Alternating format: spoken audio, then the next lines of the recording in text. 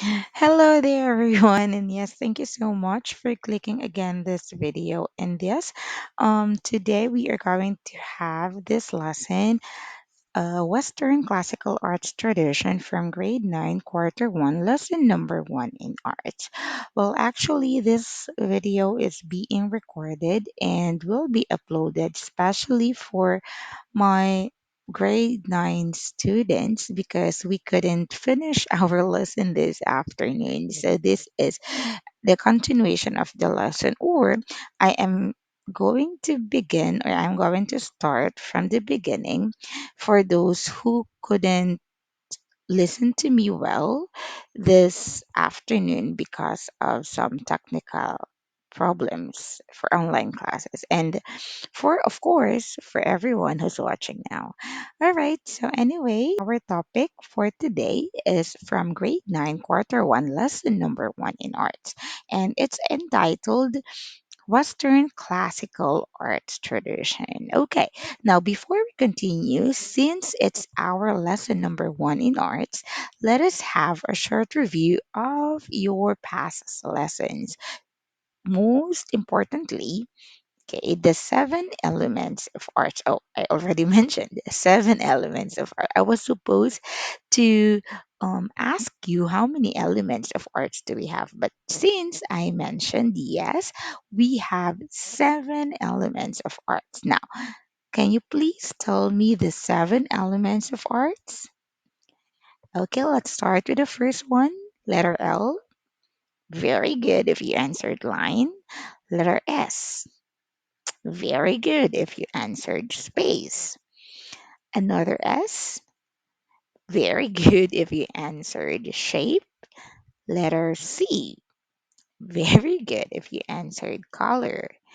Letter V. Very good if you answered value.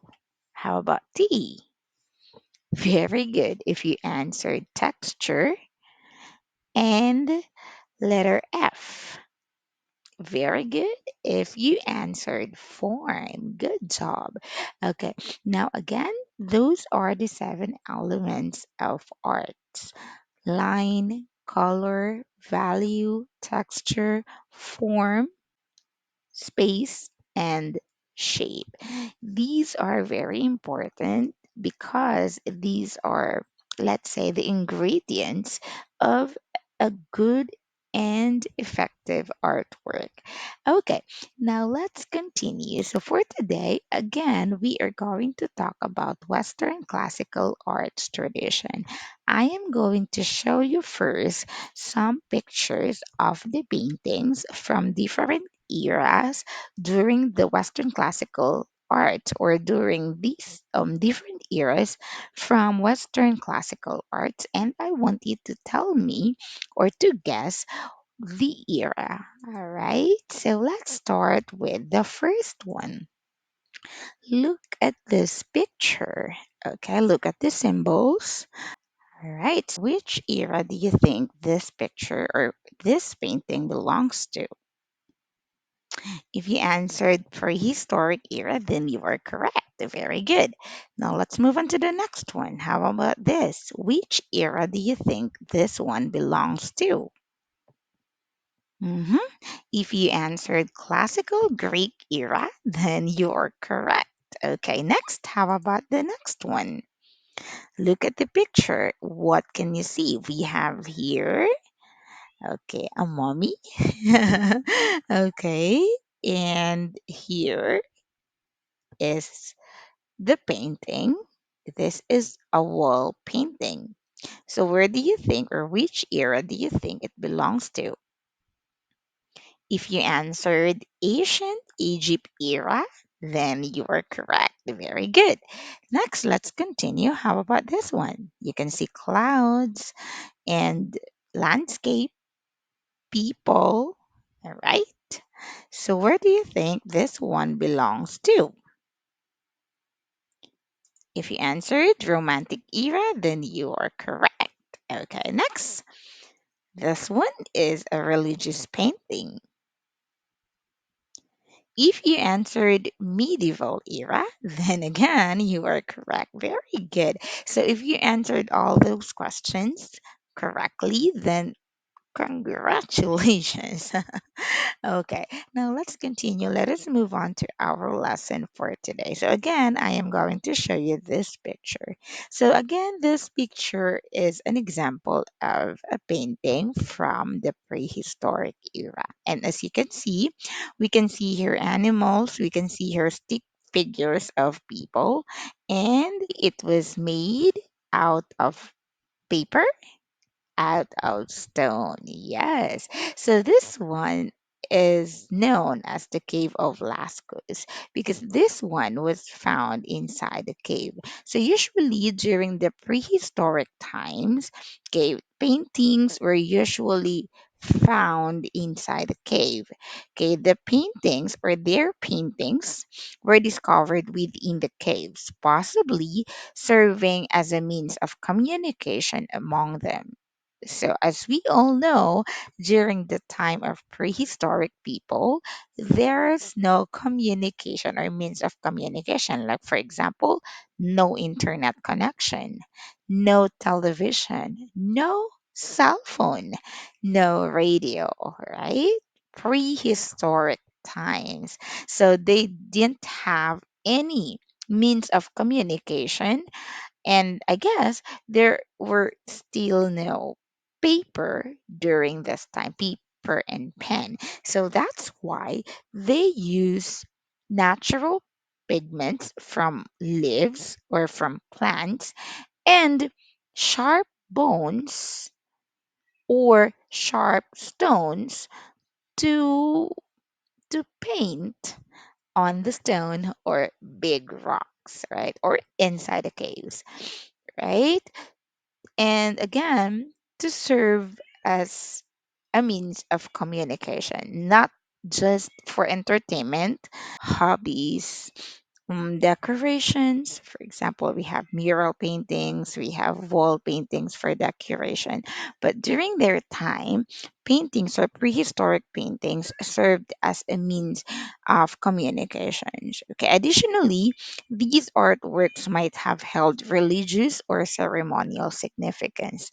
These paintings may be more an artifact of the archaeological evidence than a true picture of humans' first created art. Okay, so again, instead of having the prehistoric paintings as humans' first creative or created art, it's more of an artifact. When we say artifact, it's like a thing from the past that people, that scientists or archaeologists study to gain knowledge about the past, to learn more about how people lived in the past. For example, archaeologists nowadays know or learned that prehistoric people used to go hunting during the prehistoric times because I guess one of their studies came from prehistoric paintings, right? So that's why. Anyway, let's continue. So prehistoric drawings of animals were usually correct in proportion. Why? Because they usually observe these animals. So that's why usually correct in proportion. Okay, now let's continue. Let us move on to the next picture. This paintings or this painting is an example of paintings from ancient Egypt, and this one is known as Paintings from Sarcophagus of Tutankhamen. Okay, do you have any idea about the word sarcophagus? Can you please repeat after me? Sarcophagus. Do you have any idea about sarcophagus? Sarcophagus in the Philippines or sarcophagus in another language, in the English language, it actually means stone coffin. Okay, stone coffin. Stone coffin that is usually decorated and commonly used in ancient times, in early times, to house the remains of the deceased, especially those of high status or wealth. Like, for example, in this one, their king, Tutankhamen. Okay. And yes, sarcophagus came from the word which means flesh eating. Okay, now let's continue. So I am going to show you here another picture. So as you can see here, this is the Tutankhamen, for example, and then this one is the paintings from sarcophagus of Tutankhamen, the coffin of Tutankhamen. So the wall paintings inside the tomb depict significant events from the king's life while he was alive, as well as the scenes he anticipates encountering in an afterlife, the after death. So here, when you enter, for example, when you enter the pyramid or when you enter the graveyard. Okay, the wall paintings inside the tomb depict significant events, important events, like for example, the married life of the king, or the way the king served the people, for example, as well as the scenes that he is actually expecting to encounter in the afterlife. So usually the paintings from sarcophagus of Tutankhamen includes the god of death, okay, or the god of the afterlife, something like that. And yes, let's continue. Okay, now let's move on to the next one. So we have here the paintings from the classical Greek era. So the paintings from the classical Greek era, this is an example. This is a vase painting. Okay, so paintings from classical Greek era were predominantly discovered on vases, panels like wood panels, and tombs. Okay, they showcase natural figures with lively compositions. Common themes included battle scenes, mythological characters, and everyday life. These artworks demonstrated an understanding of linear perspective and naturalistic representation. So let's go back. So this one includes like battle scenes, okay, and then on a vase, right? Okay. Most common methods of Greek painting. So the first one is fresco, and the next one is encaustic. Okay, fresco. This method uses water based pigments on fresh plaster surfaces, typically on wall surfaces. So colors are made by grinding powdered pigments with water and applying them to the plaster, which dries and becomes permanent. It is well suited for murals due to its durability and matte finish.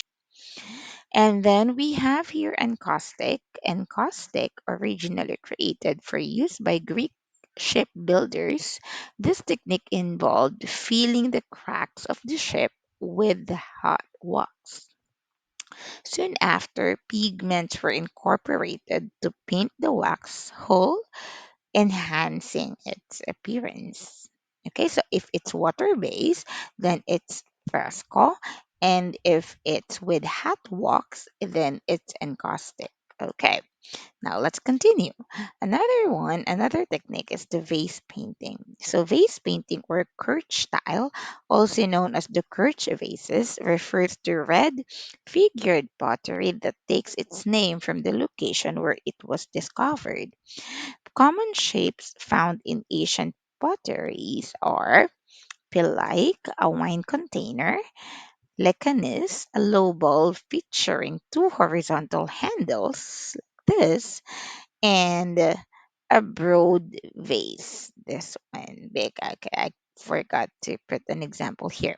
And then Lebes Gamikos, designed with high handles and a lid, used to transport the bridal bath.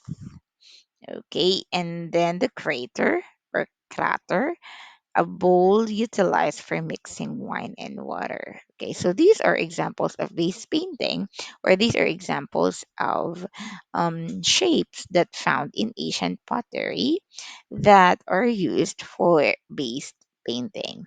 Okay, next, the most prevalent motifs primarily depicted scenes from women's lives, often in an exaggerated idyllic manner.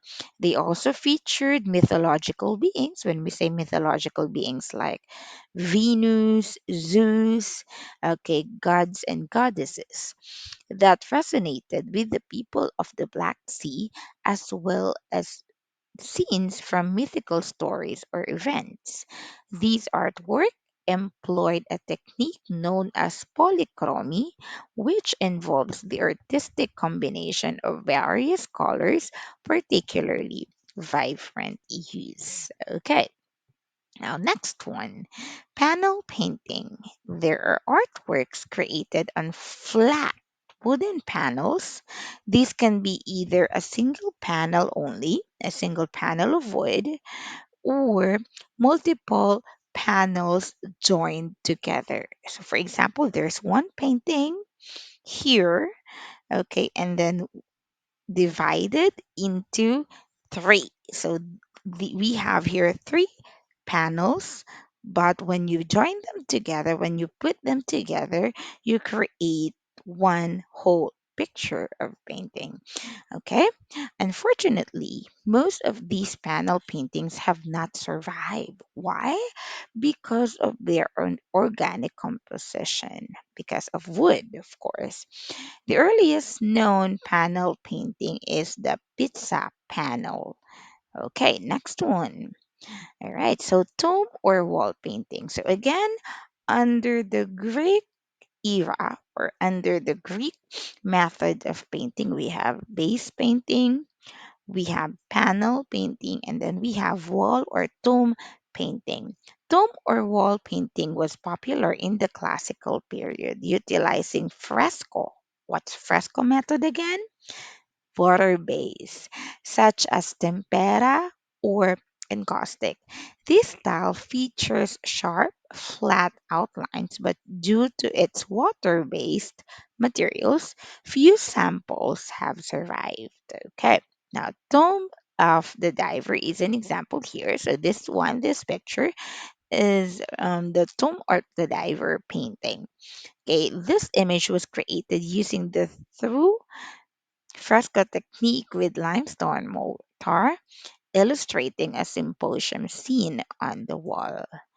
Okay, next one. See, we have here paintings from the Romantic era. So, as you can see here, most paintings from this era were adaptation or imitations of Hellenic Greek works. Artists employed the fresco technique, again, fresco, water base, to create vibrant backgrounds, dividing walls into multiple rectangular sections resembling a tic-tac-toe grid, like this, like the one in the background here, the pink one and black one. Okay. Additionally, they utilize a multi-point perspective and incorporated a trompe effect for added depth. Okay. And Roman paintings feature diverse subjects, including animals, everyday life, like the one here, still life, mythology, gods and goddesses again, portraits, and landscapes, the sceneries. Okay, the main innovation of Roman paintings compared to Greek painting is the development of landscape painting. Not only portraits, but the development of landscape or the scenery paintings. Okay, next, another development during this era, during this time, during the Romantic era, is the development of mosaic. It is an artistic technique in which an image is crafted by assembling, okay, putting together wall pieces or small pieces of colored glass, stones, or various other materials. When you were in elementary, you tried to, I think you tried to create a mosaic when you cut art papers.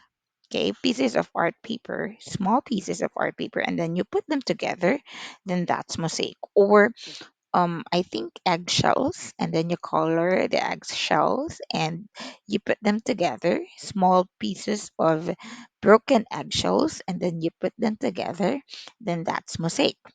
This technique is utilized for decorative art or decorative art and interior design. Usually, when you go to churches, right, we have there the mosaic of stained glass or mosaic of glasses, assemblage of small pieces of colored glass, right? Especially in the Catholic churches.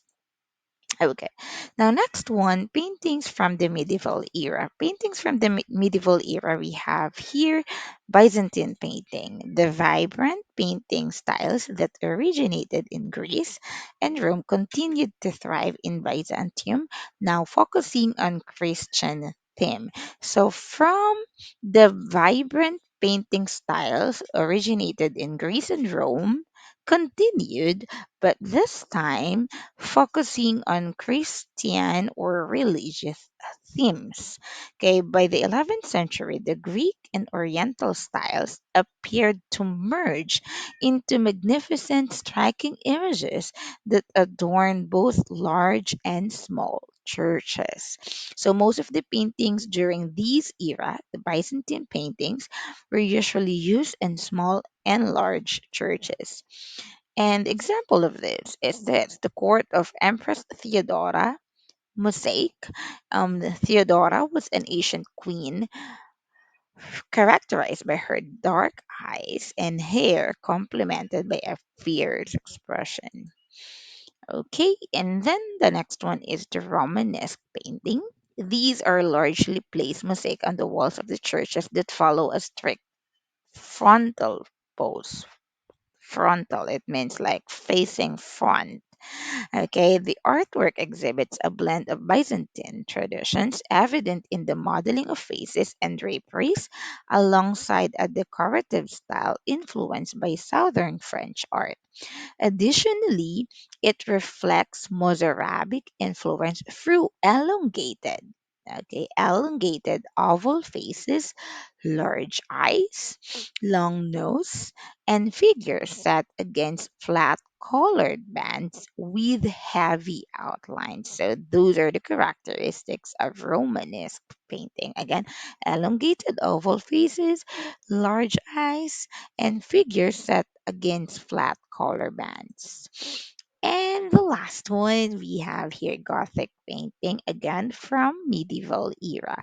Paintings have been limited to manuscript illumination and frescoes in churches, characterized by a cosmopolitan, elegant, and sophisticated style. So if it's Gothic, then it's sophisticated and elegant, just like it Baroque. Can you still remember Baroque period? Musical elements or music in Baroque period was elegant and sophisticated. Okay. Subjects often depict popular legends and love stories, while patterns like millefleur, thousand flowers, like you can see here in the picture, show influences possibly stemming from the Crusades. So this picture is entitled Rose Window from the North Transept. Stained glass windows were created to transform the vast stone interiors with warm and glowing color and at the same time to instruct Christians in their faith. Okay, so you can usually see this types or see this style inside the churches. Okay, so again, here are the major movements timeline. So we have the ancient period. During the ancient period, we had the prehistoric and ancient Egyptian era. And then we have there the classical period. Under the classical period, we have two. We have Greek and Roman. And under after classical period, there comes the medieval period. Under medieval period, we have the Byzantine painting, Romanesque painting, and Gothic painting. Okay, do you have questions about our lesson? I really hope that you learn something about this lesson or from this lesson, from this video lesson. I hope that you enjoyed our quite long video lesson. Okay, now for my students, here is your individual activity. So, to assess your understanding of early age paintings, complete the box with characteristics and functions that describe the art from each era or period. So, you're going to write here the period, and then the characteristics of the period, and then the functions of the period. Functions of the art during the period. For example, prehistoric period or prehistoric era, characteristics, animals were not were in proportion or correct proportion, and then function, paintings or artworks during this time or during the prehistoric time, prehistoric era, is more of an artifact rather than created art, something like that. Okay, so if you don't have questions, or if you have questions, then you can type in the comment section below, or ask me if you're my student. Ask me in person, or you can just um, ask in our group chat. Okay, but anyway, our time is, yes, already over. So thank you so much for participating. Thank you so much for listening, for clicking this video and watching this video. And I hope to see you again next time. Have fun and learning. Goodbye.